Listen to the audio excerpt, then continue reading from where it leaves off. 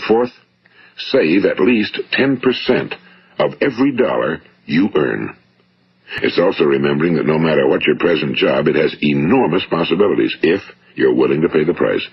Now let's just go over the important points in the price each of us must pay to achieve the wonderful life that can be ours. It is, of course, worth any price. 1. You will become what you think about. 2.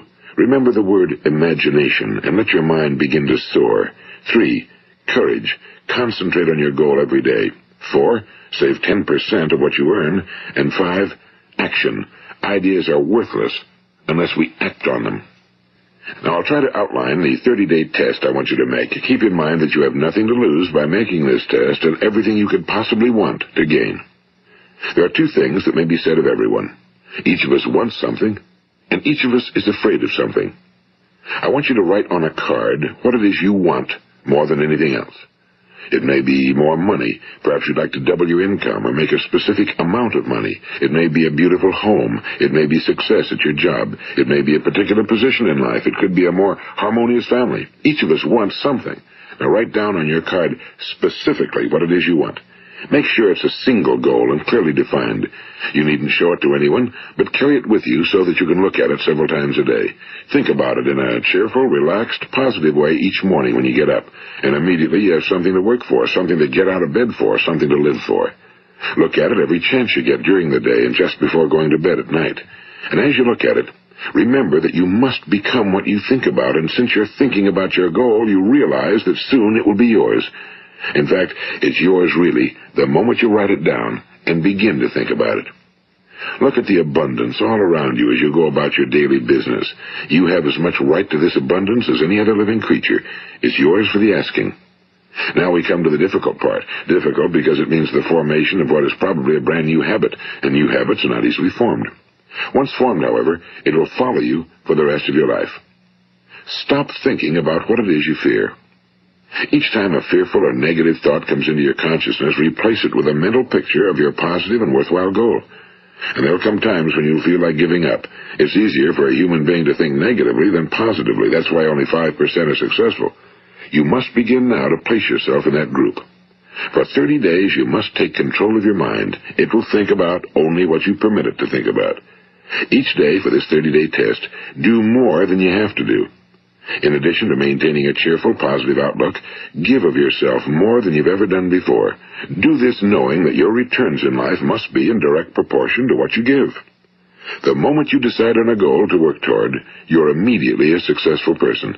You are then in that rare and successful category of people who know where they're going. Out of every 100 people, you belong to the top 5. Don't concern yourself too much with how you're going to achieve your goal. Leave that completely to a power greater than yourself. All you have to do is know where you're going. The answers will come to you of their own accord and at the right time. Remember these words from the Sermon on the Mount, and remember them well. Keep them constantly before you this month of your test. Ask, and it shall be given you. Seek, and ye shall find. Knock, and it shall be opened unto you. For every one that asketh receiveth, and he that seeketh findeth, and to him that knocketh it shall be opened. It's as marvelous and as simple as that. In fact, it's so simple that in our seemingly complicated world, it's difficult for an adult to understand that all he needs is a purpose and faith. For 30 days, do your very best. If you're a salesman, go at it as you've never done before, not in a hectic fashion, but with the calm, cheerful assurance that time well spent will give you the abundance in return you deserve and want. If you're a homemaker, devote your 30-day test to completely giving of yourself without thinking about receiving anything in return, and you'll be amazed at the difference it makes in your life. No matter what your job, do it as you've never done it before for 30 days. And if you've kept your goal before you every day, you'll wonder and marvel at this new life you've found. Dorothea Brand, the outstanding editor and writer, discovered it for herself and tells about it in her fine book, Wake Up and Live. Her entire philosophy is reduced to the words, act as though it were impossible to fail. She made her own test with sincerity and faith, and her entire life was changed to one of overwhelming success. Now, you make your test for 30 full days. Don't start your test until you've made up your mind to stick with it. You see, by being persistent, you're demonstrating faith. Persistence is simply another word for faith. If you didn't have faith, you'd never persist. If you should fail during your first 30 days, by that I mean suddenly find yourself overwhelmed by negative thoughts, you've got to start over again from that point and go 30 more days. Gradually, your new habit will form until you find yourself one of that wonderful minority to whom virtually nothing is impossible. And don't forget the card. It's vitally important as you begin this new way of living. On one side of the card, write your goal, whatever it may be. On the other side, write the words we've quoted from the Sermon on the Mount. Ask, and it shall be given you. Seek, and ye shall find. Knock, and it shall be opened unto you. Nothing great was ever accomplished without inspiration. See that during these crucial first 30 days, your own inspiration is kept at a peak. And above all, don't worry. Worry brings fear, and fear is crippling. The only thing that can cause you to worry during your test is trying to do it all yourself. Know that all you have to do is hold your goal before you. Everything else will take care of itself. Remember also to keep calm and cheerful. Don't let petty things annoy you and get you off course. Now, since making this test is difficult, some will say, why should I bother? Well, look at the alternative. No one wants to be a failure. No one really wants to be a mediocre individual. No one wants a life constantly filled with worry and fear and frustration. Therefore, remember that you must reap that which you sow. If you sow negative thoughts, your life will be filled with negative things. If you sow positive thoughts, your life will be cheerful, successful, and positive. Now, gradually, you will have a tendency to forget what you've heard on this recording. Play it often. Keep reminding yourself of what you must do to form this new habit. Gather your whole family around at regular intervals and listen to what's been said here. You know, most men will tell you that they want to make money without understanding the law. The only people who make money work in a mint. The rest of us must earn money. This is what causes those who keep looking for something for nothing or a free ride to fail in life.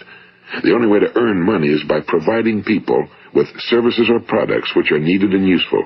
We exchange our time and our product or service for the other man's money.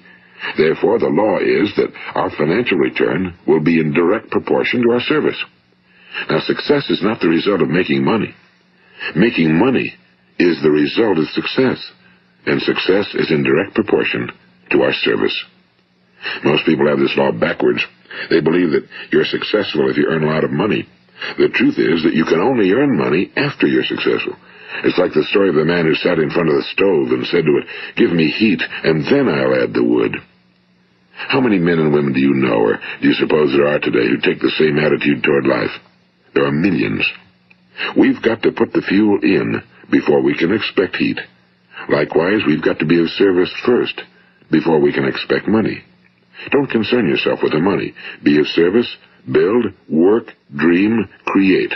Do this, and you'll find there's no limit to the prosperity and abundance that will come to you. Prosperity, you know, is founded upon a law of mutual exchange.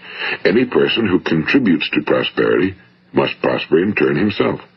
Sometimes the return will not come from those you serve, but it must come to you from someplace, because that's the law. For every action, there is an equal and opposite reaction. As you go daily through your 30-day test period, remember that your success will always be measured by the quality and quantity of service you render, and money is a yardstick for measuring this service. No man can get rich himself unless he enriches others. Now, there are no exceptions to a law. You can drive down any street in America and from your car estimate the service that's being rendered by the people living on that street. Had you ever thought of this yardstick before? It's interesting. Some, like ministers and priests and other devoted people, measure their returns in the realm of the spiritual, but again, their returns are equal to their service. Once this law is fully understood, any thinking person can tell his own fortune. If he wants more, he must be of more service to those from whom he receives his return. If he wants less, he has only to reduce his service. This is the price you must pay for what you want. If you believe you can enrich yourself by deluding others, you can end only by deluding yourself. It may take some time, but just as surely as you breathe, you'll get back what you put out. Don't ever make the mistake of thinking you can avert this. It's impossible. The prisons and the streets where the lonely walk are filled with people who tried to make new laws just for themselves. We may avoid the laws of man for a while, but there are greater laws that cannot be broken. An outstanding medical doctor recently pointed out 6 steps that will help you realize success. 1. Set yourself a definite goal. 2. Quit running yourself down. 3. Stop thinking of all the reasons why you cannot be successful and instead think of all the reasons why you can. 4. Trace your attitudes back through your childhood and try to discover where you first got the idea you couldn't be successful, if that's the way you've been thinking. 5. Change the image you have of yourself by writing out a description of the person you would like to be. And 6. Act the part of the successful person you have decided to become. The doctor who wrote those words is a noted West Coast psychiatrist, Dr. David Harold Fink. Do what the experts since the dawn of recorded history have told you you must do. Pay the price by becoming the person you want to become. It's not nearly as difficult as living unsuccessfully. Make your 30-day test, then repeat it again, and each time it will become more a part of you until you'll wonder how you could ever have lived any other way. Live this new way and the floodgates of abundance will open and pour over you more riches than you may have dreamed existed. Money? Yes, lots of it.